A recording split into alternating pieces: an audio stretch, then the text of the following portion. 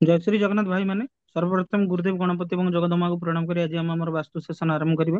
आज वास्तु सेशन क्रम रे आमे मृत्तिका परीक्षा सॉइल टेस्ट पढ़िबा। आमर एई प्लेलिस्ट रे सॉइल टेस्ट रही जो माने देखि नांती से माने एई प्लेलिस्ट को जाई सॉइल टेस्टिंग रो प्रीवियस वीडियो गुडी को देखि परिबे। सेतरे मु क्लियरली एक्सप्लेन करिछि जे आमे पुणी टिके पूर्व आलोचना देई आरंभ करूछि कि देखंतु कौन जगह आम घर करने गले आम जिते वास्तु अनुसार कले जदि माटीटा पवित्र न होइतिबो आमे जेते वास्तु अनुसार कर्म कले आम संपूर्ण भाव में से वास्तुर फल को प्राप्त करिपरिबा नाही। जेहेतु आम संपूर्ण भाव में वास्तुर फल को प्राप्त करिपरिबा नाही तेणु सॉइल टेस्टिंग टा वेरी वेरी इंपोर्टेंट। कौन जगह गृह निर्माण करने पूर्व बा नूतन गृह किणवा किणिले भी आम से जगह माटीटा एटलिस्ट परीक्षा करके जानी नेबा दरकार जे सॉइल टेस्टिंग किभଳି भाବରେ हुए। एही क्रमରେ सॉइल टेस्टिंग ର ଅନେକ ପ୍ରୋସିଜର ଥିଲେ ମଧ୍ୟ 6ଟି ବେସିକ ପ୍ରୋସିଜର ରହିଛି। ସେ ବେସିକ ପ୍ରୋସିଜର ମୁଁ କାଲି ବି ଲେଖିଥିଲି। ଘନତ୍ବ, ଆର୍ଦ୍ରତା, ମୃତ୍ତିକା ବିକିରଣ, ରଙ୍ଗ ବିକିରଣ, ଉର୍ବରତା, ପବନ ପ୍ରଭାବ, ଏଇ 6ଟା ଟେଷ୍ଟ ରହିବ। ମୁଁ ପ୍ରତ୍ୟେକ ଭିଡିଓରେ ଗୋଟେ ଗୋଟେ ଟେଷ୍ଟ ଆପଣ ମାନଙ୍କୁ ବତେଇବି। ତ ଆପଣ ମାନେ ଯଦି ଧୈର୍ଯ୍ୟର ସହିତ ସେ ଟେଷ୍ଟ ଗୁଡିକୁ ଭଲସେ ଶୁଣନ୍ତି ଏବଂ ପଢିକି ମନେ ରଖନ୍ତି ଆପଣଙ୍କ ପାଇଁ ସେଟା ସୁବିଧା ଏବଂ ଲାଭ ହବ। ତେବେ ଚାଲନ୍ତୁ ଆରମ୍ଭ କରିବା। ଠିକ ଅଛି, ମାଟି ଟେଷ୍ଟ, ମାଟି ପରୀକ୍ଷା ବା ମୃତ୍ତିକା ପରୀକ୍ଷା ଆମେ ଟେଷ୍ଟ। ସଏଲ ଟେଷ୍ଟ ରେ 6 ପ୍ରକାର ସଏଲ ଟେଷ୍ଟ ଅଛି। ଆମେ ଆଜି ଫାର୍ଷ୍ଟ ପଢିବା। ଫାର୍ଷ୍ଟ ହେଲା ଘନତ୍ବ ପରୀକ୍ଷା। ଘନତ୍ବ କହିଲେ ଆମେ କଣ ବୁଝୁ? ଡେନ୍ସିଟି ବୁଝୁ ଆମେ ଘନତ୍ବ। ଡେନ୍ସିଟି, ଡେନ୍ସିଟି ମାନେ ସେ ମାଟିଟା ଫପସା ଅଛି, ସେ ଟାଣ ମାଟି ଅଛି, ସେଇଟାକୁ କେମିତି ଆମେ ଟେଷ୍ଟ କରିବା। ଏଇ ଜିନିଷକୁ ଟେଷ୍ଟ କରିବା ପାଇଁ ହେଲେ ସର୍ବପ୍ରଥମ ଆମକୁ ଗୋଟେ ଜିନିଷ ଭଲ ଭାବରେ ମନେ ରଖିବାକୁ ପଡିବ ଯେ ଆମର ମୂଳଦୁଆଟା ଷ୍ଟ୍ରଙ୍ଗ ରହିଲେ ଘରର ଭାରଟାକୁ ସେ ମୂଳଦୁଆଟା ବହନ କରିବ। ମୂଳଦୁଆଟା ମାଟିରେ ପଡିବ। ତେଣୁ ମାଟି ପରୀକ୍ଷା କରିବା ପୂର୍ବରୁ ସର୍ବପ୍ରଥମେ ଯୋଉଠି ଘର କରାଯିବ ସେଟା ସମତଳ ଭୂମି ଅଛି କି ନାହିଁ। ଯଦି ସମତଳ ନାହିଁ ତାକୁ ସମତଳ କରିବା।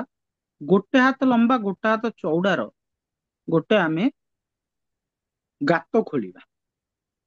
1:1:1, 1:1:1, ମାନେ ଗୋଟେ ହାତ ଲମ୍ବା ଗୋଟେ ହାତ ଚଉଡା ଏବଂ ଗୋଟେ ହାତ ତଳକୁ ଖୋଳିବା। ଏବଂ ୟାର ଯୋଉ ଜାଗାରେ ଆମେ ଏଟା ଖୋଳିବା, ମାନେ ଗୋଟେ ବଡ ପ୍ଲଟ ଥିବ, ଗୋଟେ ବଡ ପ୍ଲଟ ର ଯୋଉ ଜାଗାରେ ଆପଣଙ୍କର ଇଚ୍ଛା, ଆପଣଙ୍କୁ ଲାଗୁଛି ସମତଳ ଅଛି ବା ସମତଳ ନାହିଁ, ଯଦି ସମତଳ କରିକି ଆପଣ ଖୋଳୁଛନ୍ତି ସେଇ ଜାଗାରୁ ଆପଣ ତାର ଚାରିପଟାକୁ ସମତଳ କରିଦେବେ। ଖୋଳିକି ଏଇ ଗୋଟେ ହାତ ଲମ୍ବା ଗୋଟେ ହାତ ଚଉଡା ଗୋଟେ ହାତ ଘନତ୍ବ ର ଯୋଉ ମାଟିଟା ଖୋଳିବେ, ମାଟିଟା ଖୋଳିକି ଏଇଠି ପକେଇବେ। ଏବଂ ଯେ ସେଇ ମାଟି ଗାତ ଖୋଳି ସାରିଲା ପରେ ପୁରା ସମତଳ ହିସାବରେ ଚାରିକୋଣିଆ ହେଇକି ଖୋଳି ସାରିଲା ପରେ ଆପଣ ମାନେ ଯୋଉ ମାଟିଟା ବାହାରିକି ଏଇଠି ଗଦା ହେଇଥିବ ସେ ମାଟିଟାକୁ ପୁଣି ଥରେ ଏ ଗାତରେ ପୁରେଇବେ। ଯଦି ଗାତ ଭିତରେ ମାଟି ପଶିଲା ପରେ ଆଉ କିଛି ମାଟି ବଳି ପଡିଲା, ଯୋଉ ଖୋଳା ହେଇଥିବା ମାଟି କିଛି ଯଦି ବଳି ପଡିଲା, ତାହେଲେ ଘନତ୍ବ ଦୃଷ୍ଟିରୁ ସେଇ ଯୋଉ ପ୍ଲଟର ସେଇ ଯୋଉ ସ୍ଥାନର ଘର ତିଆରି ପାଇଁ ସର୍ବୋତ୍କୃଷ୍ଟ ଘନତ୍ବ ଭଲ ଅଛି।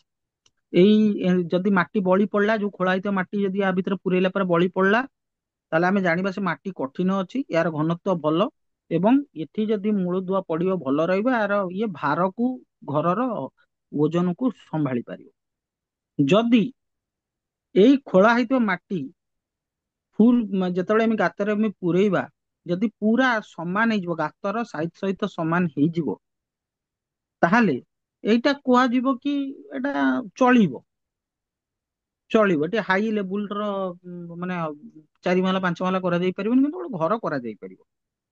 କିନ୍ତୁ ଯଦି ସବୁତିକ ମାଟି ଭର୍ତ୍ତି କରିସାରିଲା ପରେ ବି ଯଦି ମାଟି ଆହୁରି ଦରକାର ପଡିଲା, ଖାଲ ପୂରଣ ହଉନାହିଁ, ତାହେଲେ କଣ ହବ ନା ସେଠି ଘର କରିଲେ ଘନତ୍ବ ଖରାପ ଅଛି।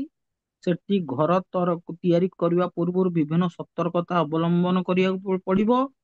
କଣ୍ଟ୍ରାକ୍ଟର ଆଉ ଯୋଉ ମାନେ ସବୁ ଅଛନ୍ତି ଘର ତିଆରିର ଯୋଉ ମାନେ ଅଛନ୍ତି ତାଙ୍କୁ କହିବାକୁ ପଡିବ ଏହାର ଡେନ୍ସିଟି ମାଟିର ଠିକ ନାହିଁ।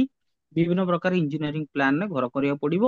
ଯଦି ନର୍ମାଲ ୱେରେ ବିନା ପ୍ଲାନ୍ ୟୁଜ କରିକି ଘର କରାଯାଏ ତାହେଲେ ଏ ଘରରେ ବିଭିନ୍ନ ସମୟ କ୍ରମେ ଦେଖାଯାଏ କି ଫାଟ ସୃଷ୍ଟି ହୁଏ। ଜେନେରାଲି ବାଲିଆ ମାଟିରେ ଘର କଲେ ଫାଟ ସୃଷ୍ଟି ହୁଏ। ତାହେଲେ ପ୍ରଥମ କଣ ହେଲା ନା ଯଦି ଖୋଳା ଯାଇଥିବା ମାଟି ଗାତରେ ରଖିବା ପରେ ବଳି ପଡିଲା,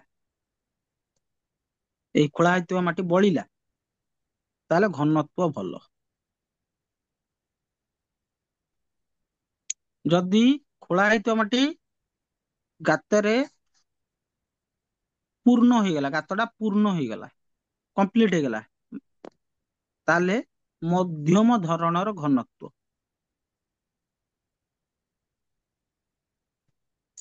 ଯଦି ଗାତରେ ପୂରେଇଲା ପରେ ମାଟି ଆଉ ଦରକାର ପଡିଲା, ମାଟି ଦରକାର, ତାହେଲେ ଏଇ କେସରେ ଘନତ୍ବ ଅତ୍ୟନ୍ତ ଖରାପ।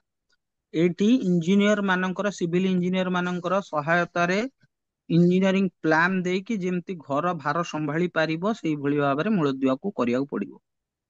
ନହେଲେ 4 ରୁ 5 ବର୍ଷ ପରେ ଦେଖିବାକୁ ଗଲେ ସେଇ ଯୋଉଠି ଏଇ ମାନେ ଘନତ୍ବ ଖରାପ ଥିବ ସେଇଠି ଘର ମାନଙ୍କରେ ଜେନେରାଲି ଫାଟ ସୃଷ୍ଟି ହୁଏ, ଫାଟ ଦେଖାଯାଏ। ଏଇ ଯୋଉ ଫାଟଟା ଦେଖାଯାଏ କାରଣ ମାଟିର ଘନତ୍ବ ଠିକ ନଥାଏ ବୋଲି। ଏଇ ଦିଟା କେସରେ ଜେନେରାଲି ଫାଟ ସୃଷ୍ଟି ହୁଏନି। ତ ଏଇ ଯେ ଦିଟା କେସରେ ମାନେ ଖୋଳା ହେଇଥିବା ଗାତ ରଖିବା ପରେ ଯଦି ବି କିଛି ଖୋଳା ହେଇଥିବା ମାଟି ବଳି ପଡିଲା ଘନତ୍ବ ଅତ୍ୟନ୍ତ ଭଲ ହେଇଥାଏ ଏବଂ ଏଇଗୁଡାକ ମାନେ ଘର କରିବା ଦୃଷ୍ଟିରୁ ଅତ୍ୟନ୍ତ ଭଲ। ତେବେ ଆଜିର ସେସନରେ ଆମେ ଜାଣିଲେ ଯେ ମାଟି ଟେଷ୍ଟର ପ୍ରଥମ ପାର୍ଟ ଘନତ୍ବ। ତ ଆମେ ନେକ୍ସଟ ସେସନରେ ଆମେ ଆର୍ଦ୍ରତା ଚେକ୍ କରିବା, ଆର୍ଦ୍ରତା ଟା କେମିତି ଟେଷ୍ଟ କରାଯାଏ। ତେବେ ଆଜିର ସେସନ ପାଇଁ ଏତିକି। ପୁଣି କିଛି ନୂଆ ବାସ୍ତୁ ସେସନ ସହିତ ଆମେ ଯୋଡି ହେବା। ସମସ୍ତଙ୍କୁ ଜୟ ଶ୍ରୀ ଜଗନ୍ନାଥ।